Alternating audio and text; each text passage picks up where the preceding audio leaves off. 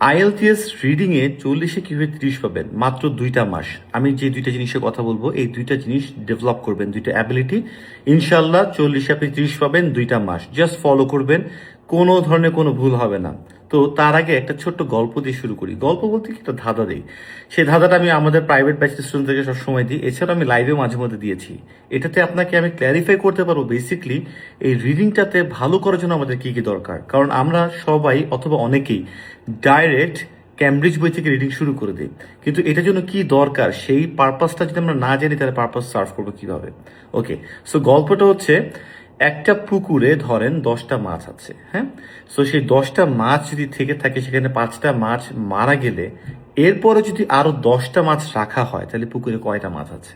So এই গল্পটা মানে এই ধাঁধাটা যখন আমি সবাইকে জিজ্ঞাসা করি, এরপরে আমি সবাইকে মানে এটার উত্তরটা কি হবে সেটা জিজ্ঞেস করি, তো তখন অনেকে কিন্তু এটা বলতে পারে বা বলতে পারে না, বিভিন্ন মানে অ্যান্সারও আসে। এটাতে হয় কি, সবাই বুঝতে পারে ওকে এখানে ডিফারেন্সেস আছে, কেউ না কেউ ডিফারেন্ট ডিফারেন্ট অ্যান্সার করছে, কেউ বলে 15টা, কেউ বলে 20টা, এরকম।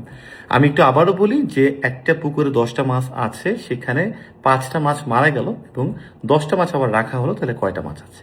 অনেকে বলে হিসেবটা এরকম করে, 10টা মাছ ছিল, 5টা মাছ মারা গেল, তাহলে যদি 5টা মাছ মারা যেয়ে থাকে তাহলে আর 5টা আছে, আরো 10টা রাখলে হয়তো বা 15টা আছে।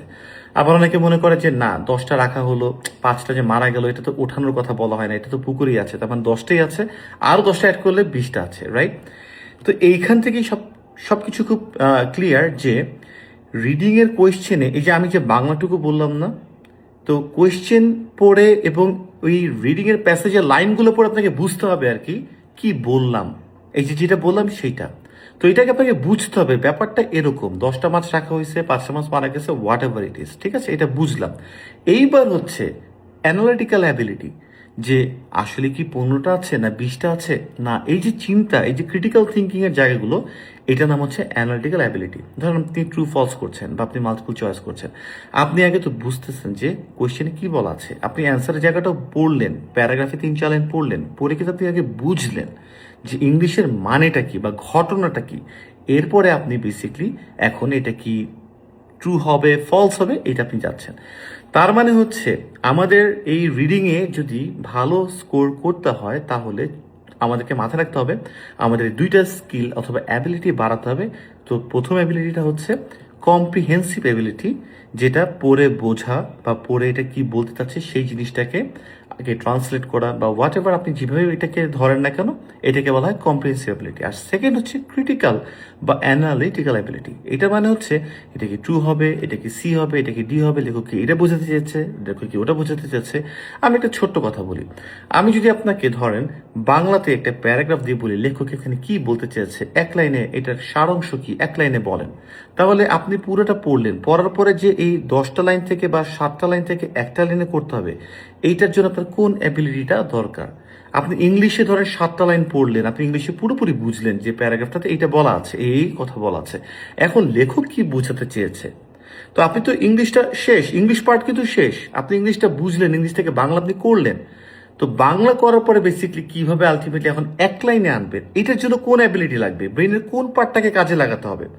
আমরা যখন বুঝবো এই পার্ট আর এই পার্ট আমাকে ডেভেলপ করতে হবে, তখন কিন্তু আমরা সেই অনুযায়ী রুটিন সেট করতে পারবো, সেই অনুযায়ী পড়াশোনা করবো, সেই অনুযায়ী আমরা আমাদের মানে ডেভেলপমেন্টের সব কাজগুলো করে যাব। আমরা যদি নাই বুঝি, আমরা যদি দুপুরে সলভ করা শুরু করে থাকি এটা কি এটা হবে এটা, তাহলে কিন্তু আলটিমেটলি হবে না। আমরা হয়তোবা কয়েকজনের জন্য হবে যাদের বেসিক ভালো, বাট তাছাড়া আমরা প্রবলেম পড়ে যাব। সো কম্প্রিহেন্সিভ অ্যাবিলিটি মানে এটাকে ইমপ্রুভ করবো কিভাবে। ওকে, সো আসি আমরা এখন কম্প্রিহেন্সিভ অ্যাবিলিটি কিভাবে ইমপ্রুভ করবো আর অ্যানালিটিক্যাল অ্যাবিলিটি কিভাবে ইমপ্রুভ করবো। আমি বলেছি 2 মাসের মধ্যে। আর একটা থার্ড একটা টিপস আছে, সেটা আমি পরে বলছি সবার শেষে। থার্ড আরেকটা স্কিল বেসিকলি সেটা ডেভেলপ করতে হবে, বাট আগে আমি বলে দিচ্ছি কম্প্রিহেন্সিভ কি মানে পড়ে বোঝা। তো এটার জন্য আমি একটা কাজ করতাম, আমি যে কাজটা করতাম, কারণ আমি জানি আমাদের বাংলাদেশি ছেলে মেয়েদের পড়ার অভ্যাস খুব কমে গেছে। আমি না, আমার কাছে মনে হয় এখন পৃথিবীতে সবারই পড়ার অভ্যাস কমে গেছে। সো ইংলিশ পড়া তো দূরের কথা, আমরা একটা বই না পড়ে একটা মুভি দেখতে, সেইটার ঘটনাতে যদি কোনো একটা নভেল না পড়ে কোনো একটা মুভি থাকে বা কিছু একটা থাকে, আমরা সেটা দেখতে বেশি আগ্রহ প্রকাশ করি। তো এই ক্ষেত্রে আমাদের পড়ার জায়গাটা পড়তে হবে, এই জন্য আমি 5টা বই পড়তে বলি আমাদের প্রাইভেট ব্যাচের সব স্টুডেন্টদেরকে। সো 5টা বইয়ের নাম আমি কমেন্ট বক্সে লিখে দিব। বাট এটাকে কিভাবে কি পড়বো, তো আমরা ফার্স্টে পড়বো যতটুকু স্পিডে পড়লে আমরা বুঝতে পারি। আবারও বলছি, যতটুকু স্পিডে পড়লে আমরা বুঝতে পারি। সো আমরা পুরো লাইনটা পড়বো, যতটুকু স্পিডে খুব ফাস্ট যাব না বা 2-3টা ওয়ার্ড স্কিপ করে যাব না। যদি আমরা কোনো ভোকাবুলারি না পেরে থাকি আন্ডারলাইন করব, ওইটাকে বাদ দিয়ে আমরা পড়বো। একটা সেন্টেন্সের ভাই 70% বুঝলে সেন্টেন্সটা কি বলতে চাই আমরা বুঝতে পারি। সো ভোকাবুলারি আমাদের যদি দুর্বল থাকে আমরা এটাকে আন্ডারলাইন করব। আমাদের প্রাইভেট ব্যাচের স্টুডেন্টদেরকে আমরা আরেকটা রুটিনের মধ্যে আরেকটা সেগমেন্টে আনি যেখানে বাধ্যতামূলক 25টা ভোকাবুলারি মুখস্থ করতে, এটাকে আমরা ওই পার্টে ফেলে দিই।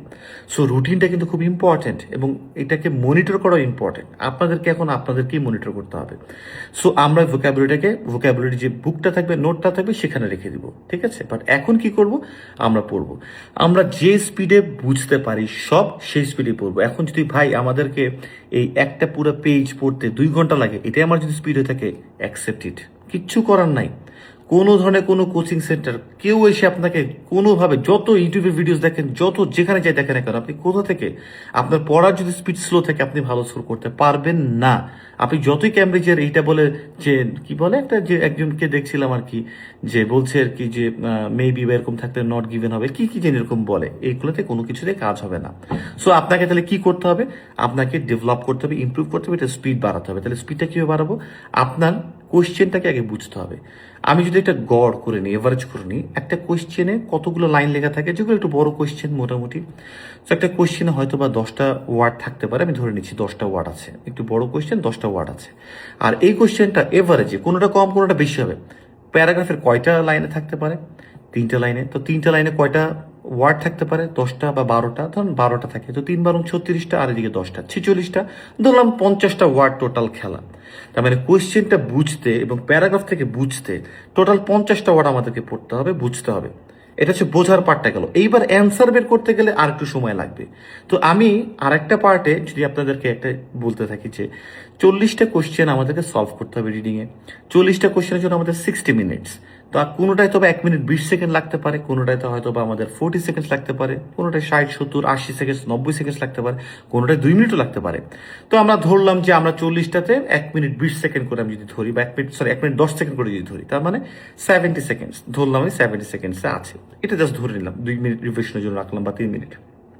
এই ক্ষেত্রে এই 70 সেকেন্ডসের ক্ষেত্রে তার মধ্যে আমাদেরকে কি করতে হবে, পরীক্ষার ওই কোয়েশ্চেনটা বুঝে আমাদেরকে ওখানে পড়তে হবে 70 সেকেন্ডস টাইম। তো 70 সেকেন্ডস টাইমের মধ্যে পুরো একটা কোয়েশ্চেনের উত্তর দিতে হবে। তার মানে বোঝার পার্টটা তো আছেই, ক্রিটিক্যালি যে আবার অ্যান্সার বের করতে হবে, এটা কি ট্রু হচ্ছে না ফলস হচ্ছে, সেটার জন্য আবার আরেকটা পার্ট রাখতে হবে।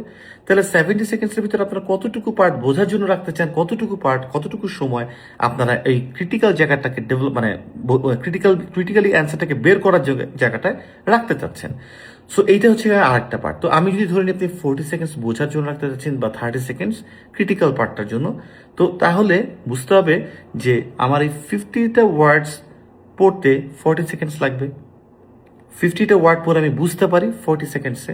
তার মানে পরীক্ষার জন্য এই রকমের একটা জায়গায় এতটুকু স্পিডে আমাকে বুঝতে হবে। আমি কি বুঝতে পারছি? কারণ কোনো কোয়েশ্চেন রিডিংয়ে আপনি পড়ে না বুঝে তো অ্যান্সার করতে পারবেন না। তো আপনাকে তো পড়ে বুঝতেই হবে। তাহলে আপনাকে কতটুকু সময় পড়ে বোঝার জন্য দিতে হবে, আর কতটুকু সময় থেকে অ্যান্সারটা বের করার জন্য ক্রিটিক্যাল অ্যানালিটিক্যাল অ্যাবিলিটি, হ্যাঁ, মানে ক্রিটিক্যাল রিজনিং, এইসব জিনিসগুলোকে অ্যাপ্লাই করে, ব্রেনের ওই পার্টটাকে অ্যাপ্লাই করে আপনাকে অ্যান্সারটা বের করতে হবে। তার মানে হচ্ছে 40 সেকেন্ডস ধরলাম আমি 50 ওয়ার্ডস। এখন আপনি যে একটা গল্পের বই পড়েন, আমি ফার্স্টে যে গল্পের বইটা বলি, আমি যদি কমেন্ট বক্সে লিখে দেবো, দ্য সিক্রেট। এই সিক্রেট বইটা আপনি যদি পড়েন, যখন আপনি পড়বেন, আমি সব স্টুডেন্টদেরকে ম্যান্ডেটরি 2 আওয়ার্স পড়তে বলি। 2 আওয়ার্স বই পড়তে হবে। এটার অনেকগুলো কারণ আছে কেন 2 আওয়ার্স বলি। পরীক্ষাতে 3 ঘন্টা, ব্রেনের স্ট্রেস ডেভেলপমেন্ট। সিক্রেট বইটাই কেন, ছোট বই, লেখা দেখতে সহজ, এটা পড়লে ভাল লাগে, মোটিভেশন আসে, এই আনসার্টেন একটা জার্নিতে এটা আমাদের হেল্প করবে। এগুলো নিয়ে অনেক পরে কথা বলবো, বাট দ্য সিক্রেট বইটা বলি। এখন আমি আপাতত অন্য টপিক নিয়ে কথা বলছি।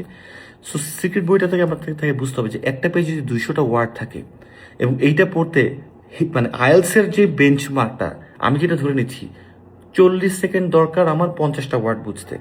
তো 200টা ওয়ার্ড বুঝতে আমার 3 4 12, তার মানে 2 মিনিট লাগবে। তার মানে একটা পেজ যদি অন এভারেজে 200 ওয়ার্ড লেখা থেকে থাকে, ধরলাম আমি 200 বা আরো বেশি থাকতে পারে। সো 200 অথবা যদি 300 থাকে, 200 যদি থাকে তাহলে আমাকে 40, 3 গুণ 40 দিলে 120 সেকেন্ড হয়, তার মানে 2 মিনিট লাগবে।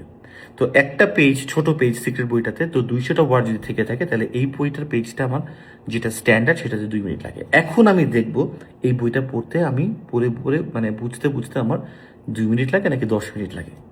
যদি আমার 10 মিনিট লেগে থাকে যায় এই 200 ওয়ার্ড পড়তে, এটাই আমার স্পিড। Accept it. অ্যাকসেপ্ট করতে হবে ভাইয়া পুরা, হতাশ হলে চলবে না, নাহলে আমরা পারবো না। Accept it. কিন্তু ভাইয়া আপুরা, আমি একটা জিনিস বলতে পারি, এই 10 মিনিট তোমার এক সময় 2 মিনিট হবে।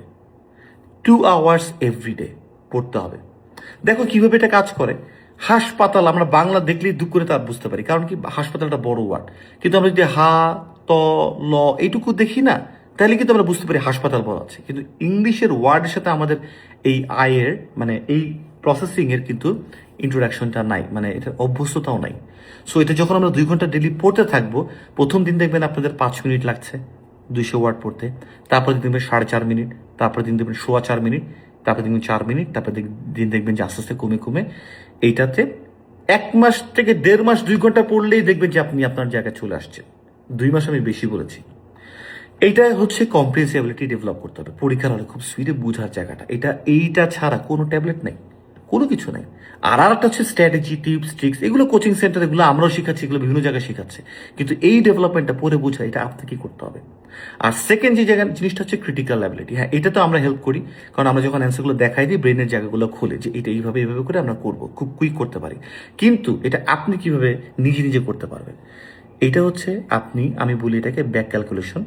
আপনি প্রতিদিন সাধারণত এই অ্যানালিটিক্যাল অ্যাবিলিটিটা বাড়ে মানুষের common sense, civic sense, puzzle solve করতে করতে, গেমেও বাড়ে, অনেকভাবে করে। এখন আমি তো বলবো না আপনি গেম খেলে বাড়ান, আইএলটিএস এর আগে আপনি 2 মাস কি করবেন। সো চেষ্টা করবেন। এখন অনেকগুলো ক্যামব্রিজ হয়ে গেছে, একটা সময় ক্যামব্রিজে অনেক লিমিটেড এডিশনস ছিল। ফর এক্সাম্পল, আমি যখন 2016 সালে এখানে কানাডাতে আসি, 15 সালের দিকে আমি যখন প্রিপারেশন নিচ্ছি তখন অনেক কম ছিল। এখন এই 5 বছর আরও আমাদের অনেকগুলো চলে আসছে, অনেক ক্যামব্রিজ চলে আসছে, অনেকগুলো টেস্ট চলে আসছে। সো এই টোটাল 60 ডেইজে আপনি চেষ্টা করবেন 60টা ক্যামব্রিজ সলভ করার জন্য অবশ্যই। এবং এটা কিভাবে করবেন, এই 60টা না হলে 40টা, যদি আপনি মনে করেন 20 দিন আপনি এটা করতে চাচ্ছেন, একটু একটু করে আস্তে আস্তে ধরবেন, করতে পারেন, কোনো সমস্যা নেই। আপনি একটা যখন ক্যামব্রিজ সলভ করবেন, তারপরে যে জিনিসটা সবচেয়ে বেশি ইম্পর্টেন্ট হচ্ছে ব্যাক ক্যালকুলেশন। ক্যামব্রিজ আপনি দিলেন, পরীক্ষা দিলেন, যেমন আমাদের এখানে মক টেস্ট, আমরা এভলিউশন বেসড মক টেস্ট নেই, নট ফিডব্যাক বেসড। ফিডব্যাক মানে তো ফিডব্যাক দিয়ে দিলাম। এভলিউশন মক টেস্টটা কি, আপনি পরীক্ষাটা পুরোটা দিলেন, দেওয়ার পরে আপনি দিলেন, আপনি পেলেন 40-এ 20 বা 25, এটা আপনার স্টেটাস। এই ডিফিকাল্টি লেভেলে আপনি এরকম পারফর্ম করবেন, এটা আপনার ইম্প্রুভমেন্ট না। টুকিটাকি যে ইম্প্রুভ হয় একটু পারলাম, এটা আমি এটাকে ইম্প্রুভমেন্টের মধ্যে ধরি না। তাহলে ডেভেলপমেন্টাল জায়গাটা কোথায়, যেটা আমরা করি সাধারণত মক টেস্টে, আমরা তো টিচাররা দেখাই দিই, বাট আপনার জায়গায় কোথায়, আপনাকে করতে হবে ব্যাক ক্যালকুলেশন। অঙ্কের ব্যাক ক্যালকুলেশনের কথা মনে আছে, যে রেজাল্টটা যেটা আসে সেটাতে আমরা উল্টা চাই। উল্টা, ফর এক্সাম্পল, আমার অ্যান্সারটা মিলছে না, আমি তখন অনুশীলনে যে শেষের দিকে যে রেজাল্টটা বের করে এরপর উল্টা যাওয়ার শুরু করি না, এটা ওই টাইপের ব্যাক ক্যালকুলেট করা। তার মানে হচ্ছে আমি অ্যান্সারটা যদি যেটা পারিনি সেগুলো ব্যাক ক্যালকুলেট, মানে কি অ্যান্সারটা দেখে এটা কেন হলো, এটা কি টাইমের জন্য 4-5টা প্যারামিটার আছে, এটা কি টাইমের জন্য হয়নি, এটা কি আমার অ্যান্সার অনেক নিচে ছিল সেই জন্য হয়নি, আমি কি ওয়ার্ড বুঝিনি, মানে আমার ভোক্যাবুলারিতে কি এখনো প্রবলেম আছে সেই জন্য হয়নি, বা আমি কি ট্রিকটা বুঝতে পারছি না, বা আমি কি বেশি নার্ভাস হয়ে গিয়েছি কিনা, বা আমার কি কম সময় ছিল নাকি বেশি সময় ছিল। এই যে জায়গাটা আপনি 40 মিনিটস টাইম দিবেন ভাই আপনারা, please please please please 40 minutes. এই ব্যাক ক্যালকুলেশন জন্য 40 মিনিটস দিবেন আপনি। আপনি এক্সাম দিচ্ছেন 1 ঘন্টা, এটা কিন্তু আপনার ইম্প্রুভমেন্ট না। ওই 40 মিনিটস আপনাকে ডেভেলপ করাচ্ছে। ওই 40 মিনিটস আপনি যে রেজাল্টসগুলো পেলেন না, নেক্সট টাইমে দেখলেন আপনার 10টা থেকে 2টা মিটিগেট হয়ে গেছে, 2টা মিনিট আপনি দেখবেন যে আপনার আর লাগছে না, হচ্ছে না, প্রবলেম হচ্ছে না। এরকম করে যে 40টা আপনি যদি করেন ভাইয়া পুরা, দেখবেন যে আপনারা একেবারে এটার 40-এর ভিতরে 30 বা কোনো বিষয় না। ব্রেনের কিছু কিছু পার্ট আছে, একবার খুলে গেলে দেখবেন যে অ্যান্সারগুলো আপনি পারছেন। আর এদিকে যে কম্পিউটার এটা তো আপনি রেগুলার 2 ঘন্টা পড়বেনই পড়বেন, ঘুম থেকে হয়ে হোক। আর যারা চাকরিজীবী আছেন তারা রাতে করতে হবে। রুটিনের নাম একটা ভিডিও আছে আমাদের ইউটিউবে, আমার ইউটিউবের নামটাও Shubho Khan IELTS and basic English YouTube, আপনারা ইউটিউবের ভিডিওটা পেয়ে যাবেন। অনেকগুলো গ্রামারের জায়গা আছে, আপনারা যারা যারা গ্রামারের প্রবলেম আছে তারা আপনারা দেখতে পারবেন। তো থার্ড স্কিল যেটা, সেটা হচ্ছে কি, আমি নাম দিয়েছি সেটা হচ্ছে ক্যাঙ্গারু স্টাইল। সব প্রশ্ন ওয়ার্ড টু ওয়ার্ড পড়া দরকার নাই। যেমন আপনি যদি টাইটেল বা সামারি লিখতে যান, আপনার ওয়ার্ড টু ওয়ার্ড প্রতিটা প্যারাগ্রাফ পড়তে হবে না। তাহলে কি করবেন, জাম্প করে করে পড়া। এই পড়ার একটা প্র্যাকটিস আছে, এটা আমি স্টুডেন্টদেরকে শেখাই। জাম্প করে করে পড়তে হবে। কোনো একটা ভিডিওতে আমি হয়তো বা একদিন স্ক্রিনে দেখিয়ে দিব, এখানে তো আর কি আমি যেরকম আমার পিসিতে আমি যখন দেখাই তখন তো আমাদের জুমে লিখিয়ে টিকিয়ে এঁকে অনেক কিছু করে দেখানো যায়। এখানে তো এই ভিডিও আপনি দেখছেন জাস্ট টিপসটা, মানে এই স্ট্র্যাটেজিসগুলো নেওয়ার জন্য। সো এই জাম্প করে পড়াটা খুব ইম্পর্টেন্ট। আপনি যদি সাবজেক্ট, ভার্ব আর অবজেক্টের এই জায়গাতে পড়তে পারেন, তাহলে আপনি সেন্টেন্সের এসেন্সটা পান। আপনার 5টা-4টা সেন্টেন্স পড়লে আপনি পুরোপুরি জিনিসটা বুঝে ফেলবেন। কেমনে বুঝতে ফেলতে পারবেন, এটার একটা ভিডিও আছে আমাদের ইউটিউব চ্যানেলে রিডিংয়ে, আপনারা একটু দেখবেন কাইন্ডলি। সো তখন বুঝতে পারবেন। তো এইটা খুব ইম্পর্টেন্ট, এটা সব কোশ্চেনের জন্য ইম্পর্টেন্ট না, টাইটেল বা সামারির জন্য ইম্পর্টেন্ট, মাঝে মধ্যে লেখক কি বুঝতে চেয়েছে, মাল্টিপল চয়েস 4টার মধ্যে একটা, এটার জন্য ইম্পর্টেন্ট, এবং আপনার যে ফার্স্ট প্যারাগ্রাফটা এটা বোঝা জাস্ট আইডিয়ানের জন্য ইম্পর্টেন্ট। মাঝে মধ্যে আপনাকে কোনো কিছু বড় পড়ে যেতে গেলে একটু জাস্ট ওভারভিউ নেবেন, টাইম খুব কম, ওটার জন্য ইম্পর্টেন্ট।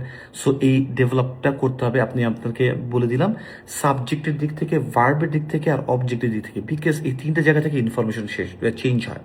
কিওয়ার্ড বলো না, যে কিওয়ার্ড মানে কি, বড় জায়গা, বড় মানে নাম, প্লেসের নাম টাম বা নাউন থাকলে, অথবা লেখা যদি একটু বলে থাকে, আমার অনুযায়ী কিওয়ার্ড এগুলো না, এগুলো অন্য, ওইটা অন্য কিওয়ার্ড। মেইন কিওয়ার্ড হচ্ছে সাবজেক্টের, ভার্বের, অবজেক্টের, যেখান থেকে বেসিক্যালি ইনফরমেশন চেঞ্জ করা থাকবে।